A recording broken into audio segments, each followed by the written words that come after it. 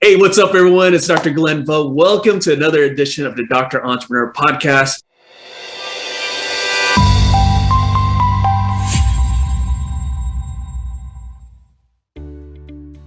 Man, I'm super excited to have a really amazing guest today. But before I introduce her, I want to ask you a couple of questions.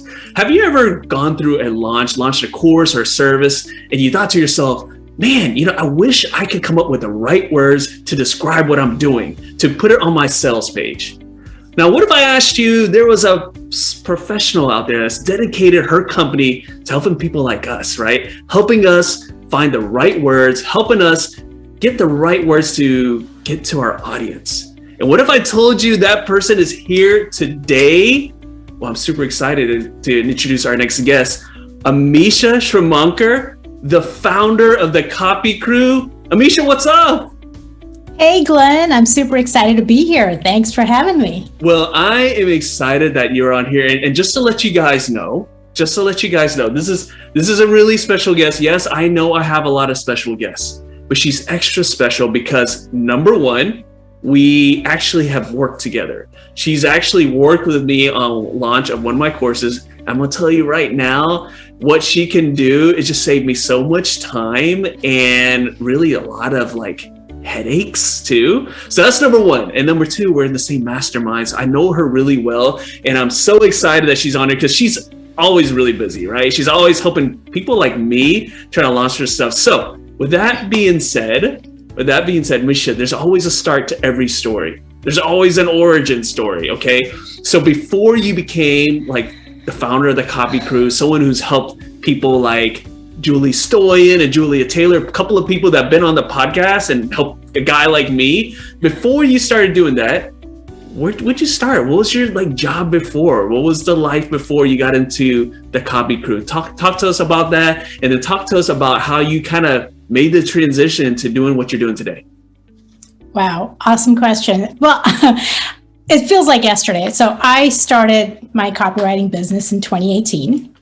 And I'm going into my fourth year, as you know. I was doing it before I called myself a copywriter, honestly. And I had friends like peers who were business coaches. And, because I wanted to be a business coach before I wanted to be a copywriter. I did not want to be a service provider. I started my online journey in around about 2016, right after I gave birth to my daughter. And I just knew I wanted to do something different that would give me the work-life balance and make a good living.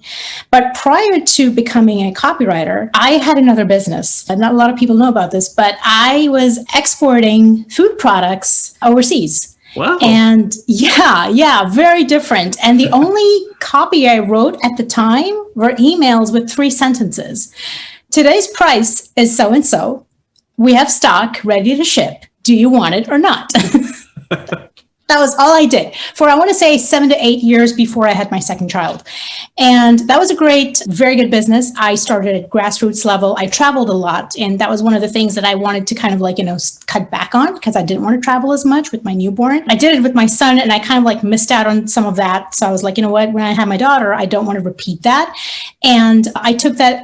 It was a very successful business. I still have it, but it's systematized. I don't run the day-to-day. I have a team that handles a lot of it. But yeah, I became a copywriter in 2018 and I put a stake in the ground, say, no, I'm not going to be a business coach or any of that.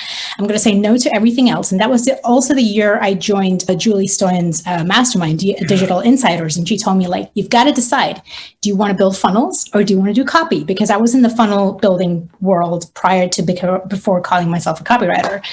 And I firmly decided that I was going to do this thing and say goodbye to all distractions. I haven't looked back since. And my niche is launch copy. I work only with online entrepreneurs. So anything that's e-com or SaaS or everything else that I wanted to do, local businesses, I had to say goodbye. So yeah. Well, I'm going to have to, there's so many questions right there, right? But again, you basically niche down, right, into a particular niche, right? And, let me ask you this, because as a client, and I'm letting you guys know she is amazing. Okay, she is amazing. And I'm a client as well, right? We're friends, but I'm also a client as well. So I can speak from both sides there. But, what you've done for me, I was thinking to myself, this could help anybody. And so what kind of prevents you from just saying no when you know, like, you could help all these other people? Like, is it difficult? Is it something that you fight with every day? Because again, you know, you can't be everything to everyone, right? Again, we know that it doesn't matter what business you're in. You could be copywriter, you could be a dentist, or you could be anyone else, but you know that you can't be everything to everyone. So talk about like that struggle, because you know what? I mean, everyone likes to get paid. Everyone likes to get the accolades. Everyone wants all those things. And when you say no to certain things, then you don't get that opportunity. So talk about that. You mean, how did I niche down and kind of say no to how do you go through this daily, and I'm sure it happens all the time, where people are like, I want you to work on my project, and you have to say no because that's not your niche.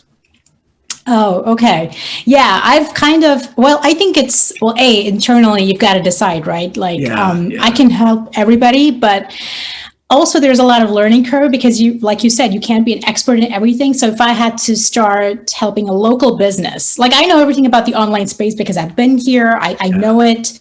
Say I had to help a local business increase their sales. You would have to do all the research and all that stuff. Right. And I do research. I love it. But the learning curve is so much higher, because I would have to learn all the things and so much more. And I know that I wouldn't be able to do as good a job as someone who only specializes, say, in SEO, say, in how local businesses operate and all the things. So I would be like competing against those copywriters. And I don't want to do that. I'm like, you know what? Why don't I just go where my people already are? And I know this because I've been deep in the trenches. I have, been absorbing everything, and this is where I want to go. So it's really, it's a combination of where your people are, but it's also, so it's your market, but it's also where your passion lies, because I am more interested in helping online entrepreneurs versus someone who's a local brick and mortar business. So you've got to be very clear about that. And once you know that, it's all your positioning. If your positioning is strong, which mine is, I have to say, on my website, my socials, before people fill out a form to work with me, they know what I'm about. Yeah. So I attract a certain clientele. Like, okay, I'm an online course creator. I need help. I know I need to reach out to her. I am not a local brick and mortar business thinking, well, will she get on a call with me? Because I won't.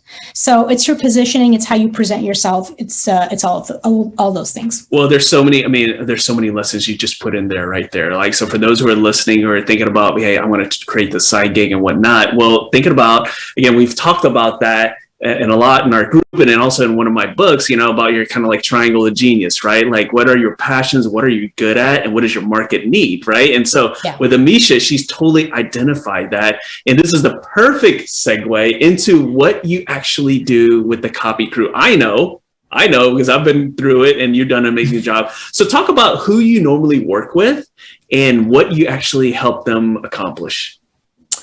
So I work with online entrepreneurs, basically digital course creators, people who have membership sites, or coaches who have high ticket programs. That's my market. These are my people.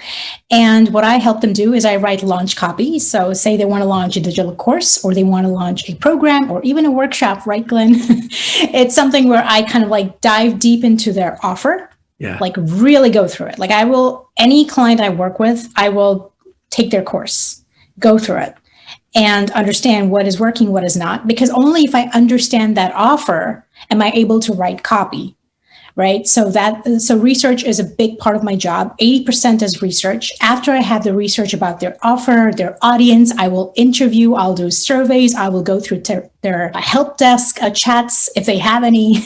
I'll go through their competitors. What are they doing? What are they doing? What are they not doing? Then is the last step, where it's writing copy. So 80% of my job is really the research. 20% is copywriting, which is kind of like contrary to what a lot of people think. Like, I thought you would be writing copy, but no, we don't get into that until all the research is done. So I'm gonna have to stop you right there. And I'm gonna have to give you a shout out. So again, this is coming from someone who's actually worked with her. Okay, and yes, 100% true what she says, her whole work process. And when I was going through it, I was like kind of confused too. I was like, hey, I thought you were just gonna start writing some stuff there. But I'm gonna tell you what, the research that Amisha does really opens your eyes to what you need and what the possibilities are. So again, there's so many copywriters out there, right? I've had some copywriters on my show as well. But, when it comes to launching something, the way Amisha does it is so unlike anyone else in the industry, and I love it. I love it. So again, I know she's very humble. She's never gonna like brag about anything, but I'm gonna do bragging for her. I'm gonna say that is what's so different. Okay, so with that being said, let's just get that out of the way. But Amisha, I want to ask you this. So tell me why it's so important.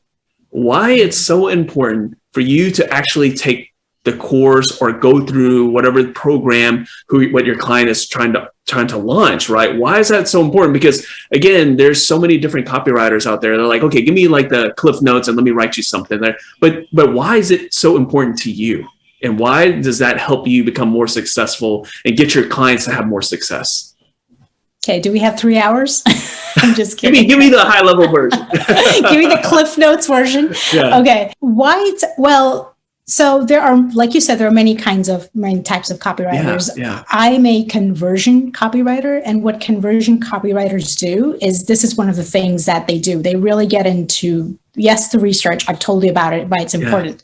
For me, personally, if I have to write about you and what is your offer, what is your compelling offer, and what is going to make your audience buy, I need to take out the juice from your offer. Like, what are the most important pieces?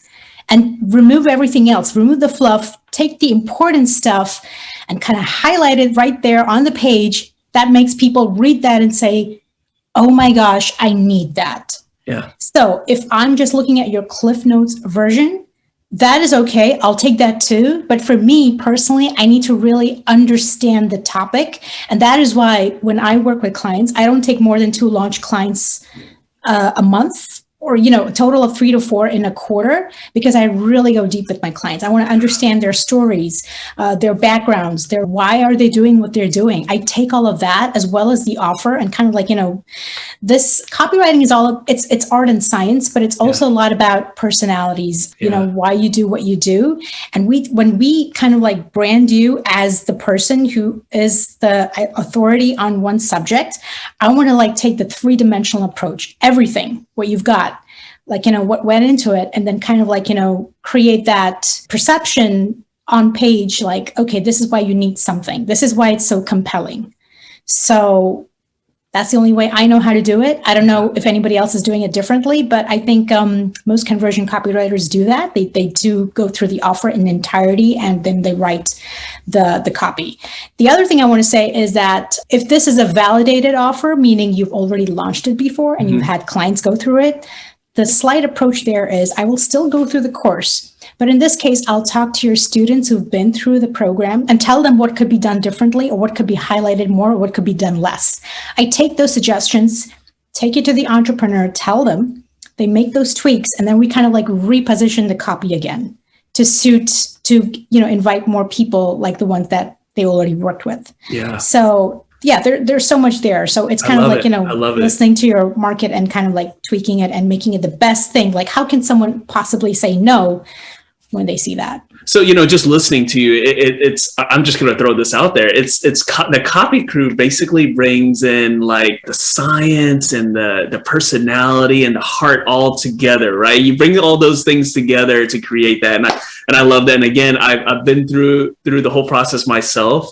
Obviously, highly recommend Amisha there. But again, I wanted everyone to know that there are different levels, right? There's different levels there. And so, of course, just to say the copy crew, Amisha is just a copywriter, that's like kind of doing a disservice there. I'm just going to say that, okay? I mean, she's like a specialist, right? She's a conversion copywriter. So again, I want to make sure that everyone understands that. Okay, so we're gonna switch gears now, Amisha. We're gonna switch gears here. And whenever I bring people on, they always want to know, like, okay, what's some tips that you can give me? What are some of the things you learned in the past? And so the next segment I'm going in is called the Big Entrepreneur 3. For those who've been watching and listening, you guys know exactly what this is all about. Here's our chance to kind of ask Amisha, get Amisha's all her like advice and tips and stuff, because she's grown like a really successful business, right? So the first thing is share a productivity tip for entrepreneurs? It could be digital and non-digital. Just share a tip with us. Productivity tip. A productivity tip. Something like, maybe you get up early every day to get started. Maybe you do some meditation. Everyone does it different. What is a tip what's something that you do that has helped you a lot and that you could share with someone else? Yeah. I decide beforehand how much time I'm going to give a particular task. Okay. Even if I want to learn something, I decide that I'm not going to spend more than an hour on this today. And I stick to it. I put on a timer. I eliminate all distractions. I don't have social media on my phone. I don't go into Facebook groups that often. So these are very basic things, but this is what I do. I decide ahead of time. Like if I have a course on something as dry as Google Analytics, yeah, I tell myself, you know what, I'm going to give myself a week and I'm going to do an hour every day. And that's it. I'm not going to spend more time on this. And I'm just going to learn whatever I can and then just roll with it. So every task I do, I take my time, because I don't know what law was it. Was this Parkinson's law? Like you can take up to 3 months to go through a book if you want to, or you can take up to a week, right? Or squeeze it down to 2 weeks, something like that. So it's how much time you want to give something that is going to help you. You need to decide that beforehand. Otherwise, I mean, someone like me, I kind of like tend to get into that rabbit hole and, perfectionism, like, oh my gosh, I need to know everything. I need to know. No, I tell myself, this is how much I'm going to do. I'm okay if I'm going to be basic at this. I just need to know enough to get going. So make that decision beforehand before you take any course or learn anything. And I know it's easier said than done when you're investing a 5-figure, if it's a 5-figure investment in a program, it's a different attitude. But if it's like a $50 something, you want to like decide beforehand how much time you're going to give it and then just stick with it. And that's it. And don't look back. So it's an amazing tip. It's an amazing tip. It's all about setting boundaries. And I love that because again, you could spend a lot of time just working on something and you could get lost in it. So I love that. That's a huge productivity tip. Now I'm going to ask you another question here.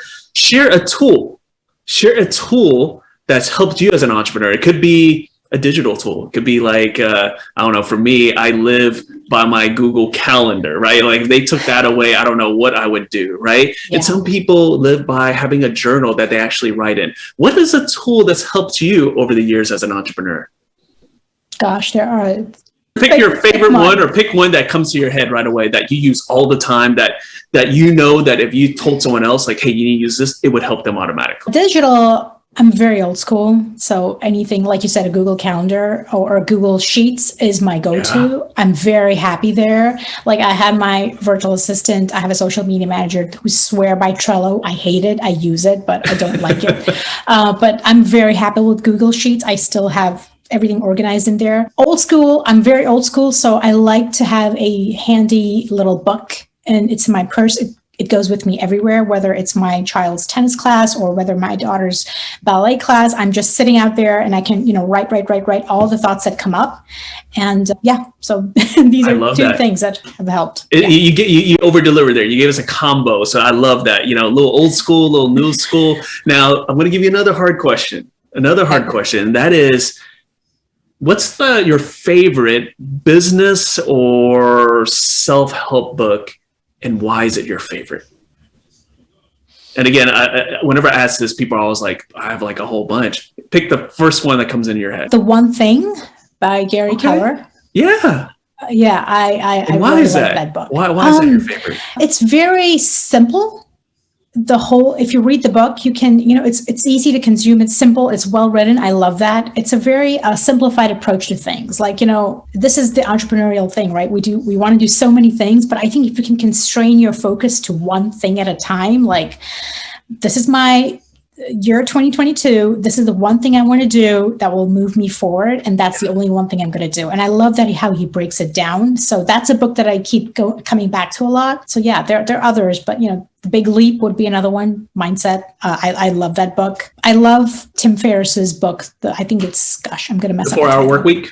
No, not that one. The Titans. Oh, okay. Yeah. Stuff from so many people that he's interviewed and what are their insights. And they're all from different industries and niches. And, that's what makes it even nicer because it's, when you're in just the online space, it can become an echo chamber. So it's nice to kind of like take a different approach and listen to different viewpoints on success. I love that. And I think that that book that you mentioned, The One Thing, is something that you actually took to heart in your own business too. Obviously, we've been talking about that too. So I love it. That's a classic as well. So, sometimes, we learn a lot more from our mistakes than the things that we get right, like more from our failures than our success. And so this next segment, it's called Learning from the Past. And I want to ask you, what is a mistake that you made? If you're like me, you probably made a whole bunch, right? But let's pick one that you made a mistake, but you actually learned a lot from. It's something that kind of resonated with you. Share that with us.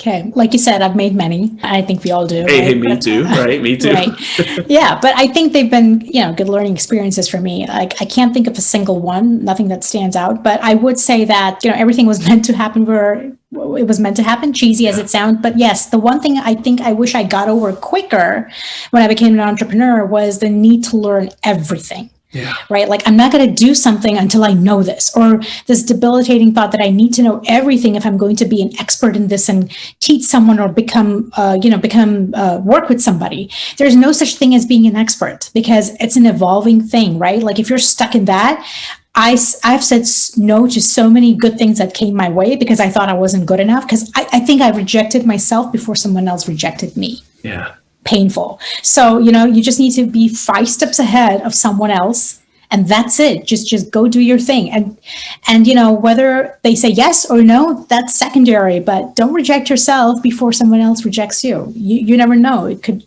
they could probably say yes. And so that's my I love that. I love that. I'm actually going to have to write that down. So don't reject yourself before someone rejects you. I love that. I love that because, again, if you're an entrepreneur or you're someone who likes to try to achieve more things, we naturally like to beat ourselves up. I joked around with Amisha, I want to say a week ago, and I told her that's actually an Asian trait. It might not be, I don't know, but I like to say it because every Asian person I know is like, we like to beat ourselves up because we're like, we have to achieve a certain status or certain level, right?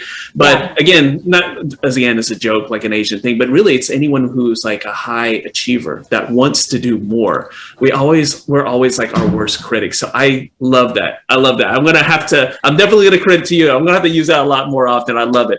Okay. So if you can, obviously, you just shared something really big there, but if you can go back in time, okay, and tell the younger version of yourself, like give her a piece of advice. You went back in time and you only had like a minute. You ran into your younger version and you have 1 minute to tell her something, okay? Like a piece of advice. And no, you can't say buy Facebook stock, buy Google stock, buy Bitcoin. You can't say that. I'm talking about like just regular advice. That's not. Oh, shoot. That's what I had written down. Okay. Yeah, you can't use that. Okay. What would you say to the younger Amisha? Chill out. Don't worry so much. Oh, man. I think that's everybody. It is everybody, but particularly true if you're a worrying person and you think so much, or you're an overthinker like me. So I would definitely tell her that, like, chill out, girl. Just, it's all going to work out. Don't worry so much. You're always worried. Oh, man. And you know what? If you think about it, for those who are listening and watching right now, think about all the times where we just worked ourselves into like a worrying, like frenzy. And it really wasn't that big of a deal, when you look at it later on. Right. So I love that. Now, if we were at an event together, Amisha, and someone came up to you and they pulled you aside and they're like, I want to do what you do. I love what you're doing. I want to do what you do. And I looked at you, I said, hey, Amisha, we got to go get our Uber. You have like 1 minute to tell this person, like, whatever. How would you how would you reverse engineer what you're doing in like less than a minute and tell this person and put on the right track? Invest in your skills, learn the craft like really well. Importantly, get a copy coach who can copy chief your work. That's the quickest way to learn. Like, learn it. Work with a copy coach if you want to become a copywriter, and have them go through your things, your stuff. And that's the quickest. That feedback is like gold, because then you're not stumbling, you're not second guessing. The other thing, as soon as you learn something, start getting clients. So if you learn like how to write a homepage for your website, go get a client who wants to have a homepage written. Give results, give outstanding white glove service. And once you have those results, then, and you get paid, go and invest in something else. So take a course, offer that service. Take a course, offer that service, and get a copy chief to review your work. I love it. I love Third it. piece, and this is a harder one. After a point, you want to stop consuming, stop buying copy courses. I know this is kind of like one of those things, and it's like, it's going to ruffle some feathers. Stop buying courses that teach you about copy. I have to tell myself this too. Get creating. This one's harder than it seems, but you need to stop consuming content and start creating your own ideas. You actually have to do. You can learn so much, but you have to do, right? I love that. Amazing, amazing advice. I mean, Amisha, I've learned so much just talking, and I've been working with Amisha for a while, right? I got to know her really well. And something that I told her right when we first started working, I was like, I like to work with people to get to know them. I'm like one of those weird people. I like to work with them. So I really get to know them. And I got to know her really well. And again, now I just feel like I've learned even more because she's shared so much amazing advice, whether you're into copywriting, whether you're into dentistry or growing Facebook groups or networking or whatever it is, everything she's talked about today, you can learn from. So with that being said, Amisha, for people who want to work with you, right? To want to kind of like take the shortcut that I took to work with you to get their like course, their workshops or whatever it is out there and be able to have the right copy. What's the best way to get a hold of you? What's the best way to connect? My website, thecopycrew.com, and my social media of choice is Instagram, and it's the same handle at thecopycrew. I have to tell you guys this, and not to put more pressure on her, because I know that she's been working so hard on her Instagram page, but it's very entertaining. Like, you definitely want to follow her. Okay. So like whether you're ready, to work with her or not, you need to follow her on Instagram. It's very entertaining. Like you learn something, but it's entertaining. So again, I'm not trying to put more pressure on her because, she's working really hard there, but yeah, just follow there. And that's what I did. And then when I was ready, I was like, yes, but what's so also valuable as well is that, there's other services besides copy. Like, she did an audit of what I was doing and whatnot. And sometimes you just need like another pair of eyes on what you're doing, right? Because you're so focused on that. So again, highly recommend her. Definitely follow her. But Amisha, thank you so much for taking the time out to jump on the podcast. I know you've been dealing with me a lot because you're helping me with one of my courses there. But Amisha, thank you so much for jumping on. Oh, thank you. This has been an absolute blast, and it's always been fun working with you and talking to you, Glenn. So thank you. I also want to say, for people who are going to follow me on social, please lower your expectations. I'm just going to put that there. But thanks for having me. Thanks guys for tuning in. We'll see you guys next time.